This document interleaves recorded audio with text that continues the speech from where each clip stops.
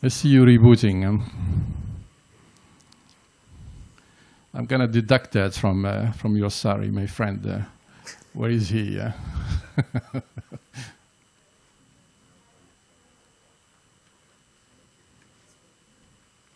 Again, Mark, you know your talk. You can talk and click on the stuff. I'm getting there.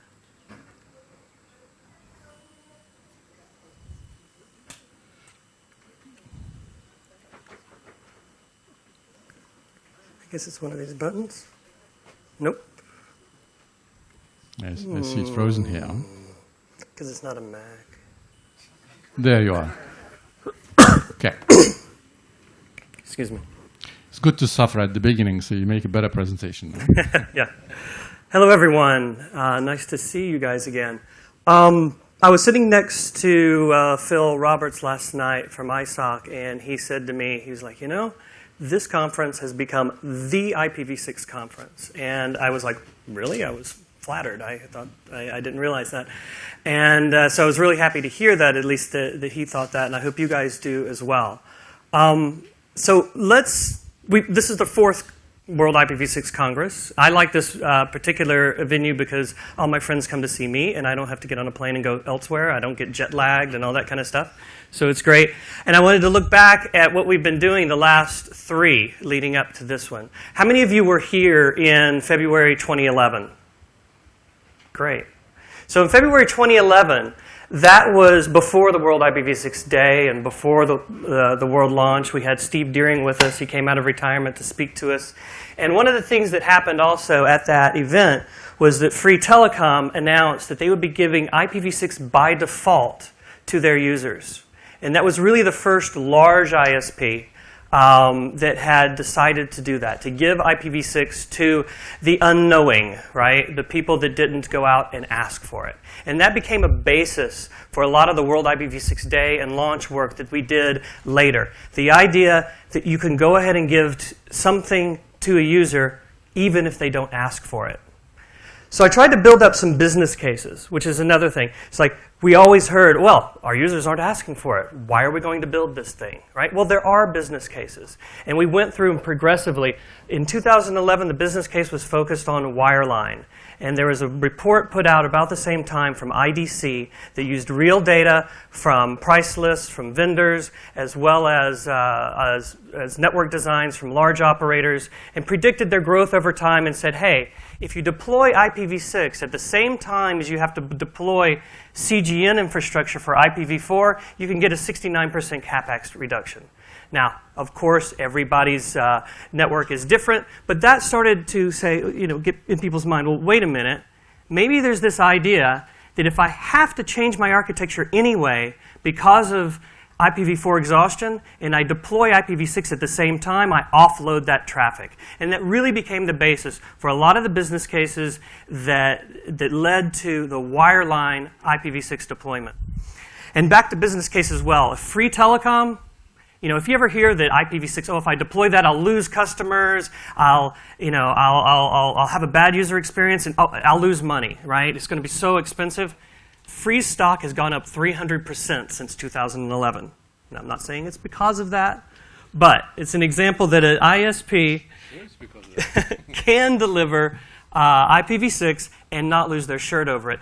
John Brzezowski is at Comcast, if he's in the audience, is a good example as well. There he is back there. He'll be telling you later about his deployments, and certainly Comcast has been doing quite well also, and they've been deploying a lot of IPv6. So moving on to 2012, I started talking about mobility, right? So the wireline business case was there. Well, what about the mobile business case? And that was a little bit more difficult. They already had NAT everywhere. You're not bypassing anything. So we started looking at it, and the key we needed to be able to do is deploy an IPv6 only handset. And I had this declaration that if you fix the 15, which is the 15% of applications that don't work on IPv6 only, if you fix those 15%, wow, we'll have the mobile business case down. Because it was mostly about numbering handsets and operational costs, right, than bypassing NATs. Well, what actually happened, Some of those applications did get fixed. But really what happened is XLAT 464, really pushed by Cameron Byrne from T-Mobile, went into went into the Android operating system, into the Samsung devices, and he's delivering 4 million IPv6 only handsets with this little trick inside the host that allows an IPv4 only application to still operate over the internet. So we're seeing that one take off. Now we're at the last year. So those are two business cases. So last year was another business case. And you've seen a lot of maybe marketing around this from Cisco. Well, the basis of it is here. It's connecting the unconnected. It's what Mike was talking about earlier, 50 billion devices, et cetera, et cetera, et cetera. We have to reach all these new Internet of Things. You'll be hearing talks about that this week. And that was sort of the third message. And you see, John Chambers and others in the financial community, et cetera, saying that there's a $14.4 trillion value behind this Internet of Everything as we move into having everything connected. And the idea that we can do that with 4 billion unique IPv4 addresses is just insane. So that's sort of setting the stage. 3 different business cases. So what are we going to talk about today? Here we are, 2014. Everybody knows what this is. We saw the chart earlier. I want to talk a little bit about how the deployment's going before I get to that. This is the Google data. This is an exponential curve. Looks pretty close. We're growing exponentially. Back here, we were at 0.2%, right, at the beginning of the World Congress series, right? And each year, we've been getting more and more and more and more. But I think we're actually beating exponential here. So I tried to plot something else. This is a polynomial fit, 4th order. So this is 1 year later.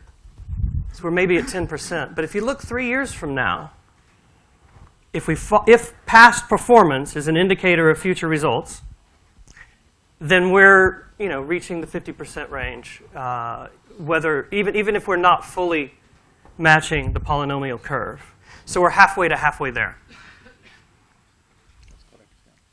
Now, how many marathon runners in the audience?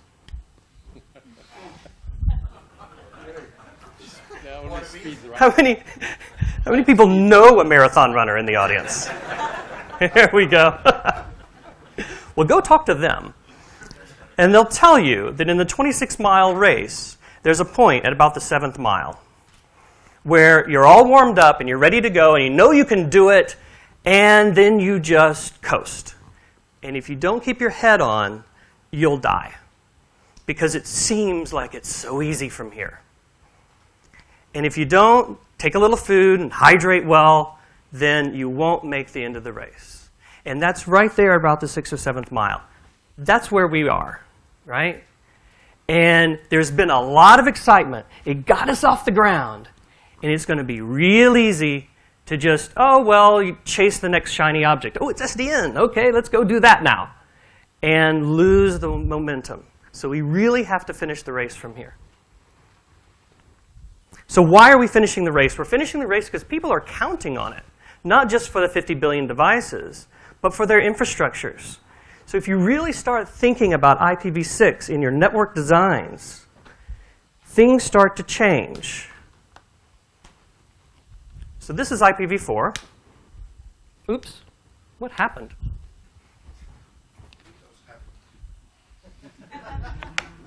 Windows happened. I have an entire slide gone. Just a minute.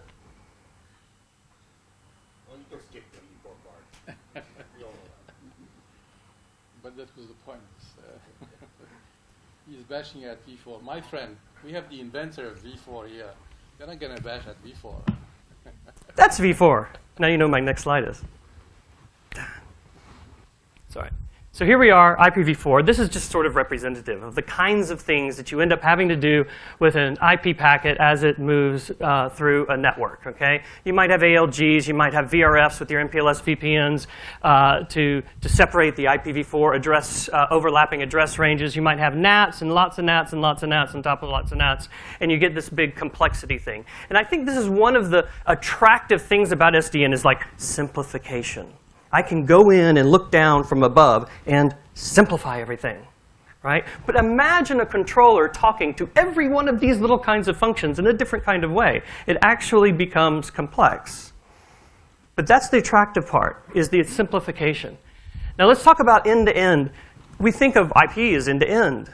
But in IPv4, really the end-to-end piece is here. And that's also virtualized with VRFs and everything. So the end-to-end is just gone. And that was the message of simplification for the internet at the beginning.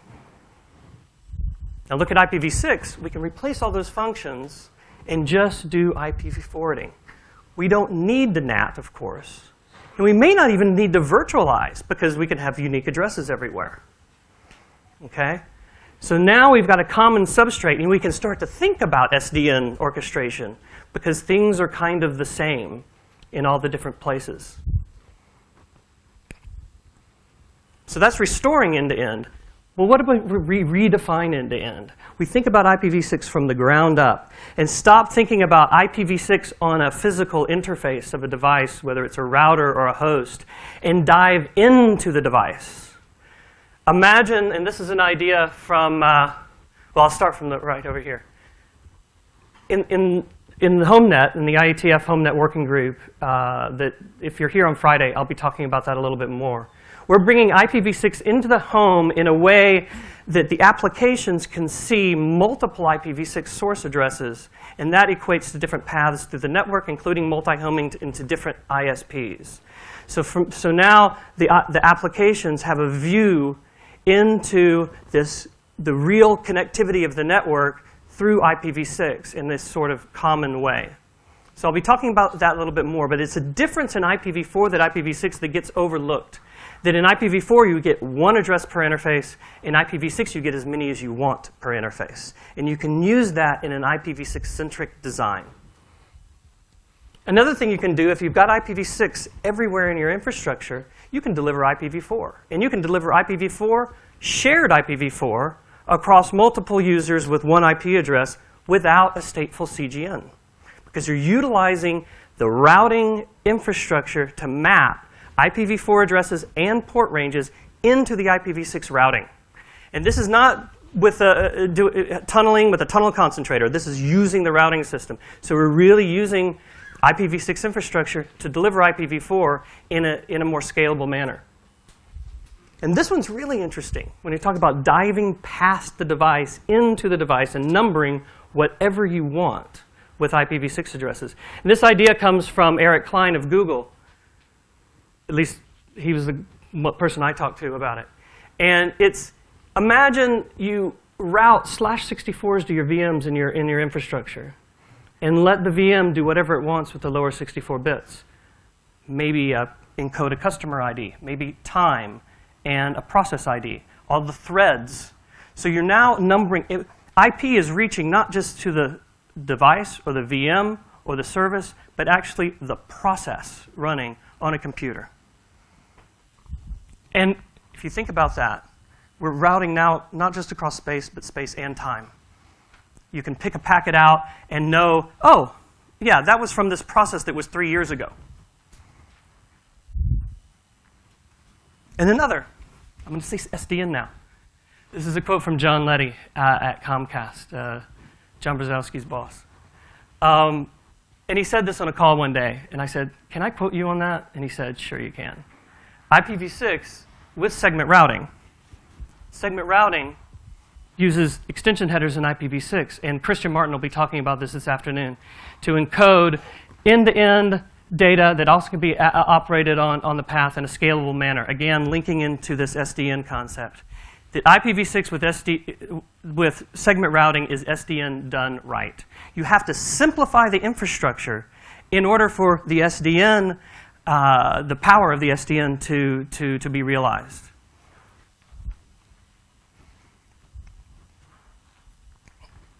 So a nice example of IPv6-centric thinking is this quote from somebody that maybe some of you know, Peter Lothberg, at last RIPE meeting in Athens. He got up there and he said, you know, I was asked to build a network, a simple network that could really scale. And this is what he said. He scratched his head and he said, I'll build it with IPv6 only. So that's an excellent example of this. So is the example from Eric Klein of Google. The idea that if I've got IPv6 in my data center, I can number processes. And this idea is that if I've got IPv6 in my network everywhere, I can number the services. I can number my customers. And that's a unique IP address anywhere in the network. And if I want to apply a policy, it doesn't matter where I apply it. I can do it anywhere in the network. And Axel Clawberg is here from TerraStream, and he'll be talking to you about that this afternoon. So, in summary, because I know you want to get to hear Bob Kahn. We're really honored to have him here with us. Connect the unconnected. That's sort of a baseline, obvious thing with IPv6. We need more numbers to connect all the things in the world, all the Internet of Things. But we've got to finish the race. We can't just have an Internet of Things on IPv6. We've got to connect it with everybody else.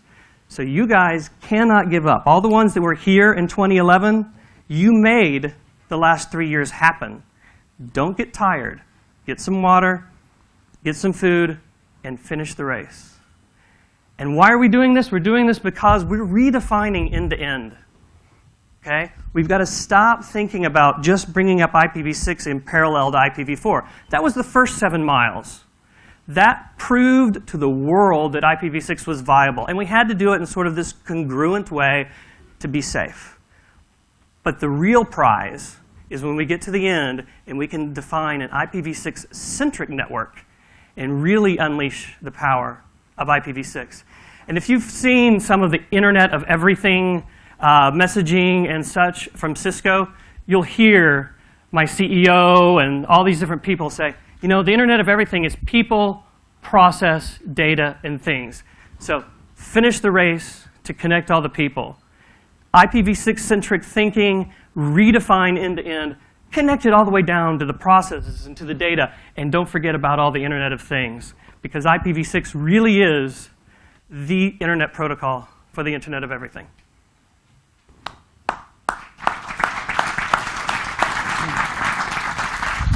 That was pure evangelism. I guess that doesn't need any questions. Especially you're a gentleman to finish your talk, you know, to stick to a little bit to the agenda. And as you said, we would like to welcome one of our internet giants, Bob Kahn. I think a lot of people know you, so I don't need to introduce you too much. But while preparing your presentation, I remember in one of the very first